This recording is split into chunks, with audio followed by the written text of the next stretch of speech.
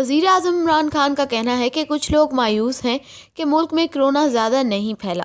Corona सूरत हाल पर तबादला ख्याल करते हुए वज़ीर आज़म का कहना था कि दुनिया भर में कोरोना वायरस से तब्दीली आई है। कोरोना से जो सूरत हाल है इसकी मिसाल नहीं मिलती।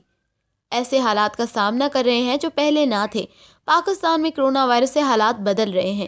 पहले ये अंदाज़ा था कि 25 अप्रैल तक 50,000 मरीज़ होंगे, लेकिन अल्लाह का शुक्र है बड़े नुकसान से बच गए हैं। इस माह हमें कोई परेशानी नहीं होगी। तमाम तैयारियां मुकम्मल हैं। हमारे अस्पतालों में सहूलियात मौजूद हैं। मई के महीने तक हम कोरोना से लड़ने के लिए मज़ीद तैयारी कर लेंगे। अंदाज़ा है कि 15 से 20 मई तक केस बढ़ेंगे और अस्पतालों पर दबाव बढ़ेगा। वज़ीर आज़म ने कहा कि लॉकडाउन का फैसला करते वक्त हमारे जहन में सबसे पहले गरीब लोग थे।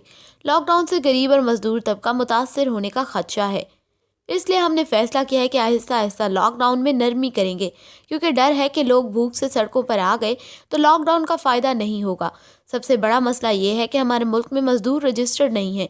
हुकूमत ने लोगों को बेरोज़गारी और भूख से बचाने के लिए तामीराती शोबा खोला। वज़ीर आज़म ने कहा कि लॉकडाउन के दौरान लोगों पर सख्ती से गुरेज किया जाए। पाकिस्तान में तबकाती निज़ाम है, ताकतवर बच जाते हैं।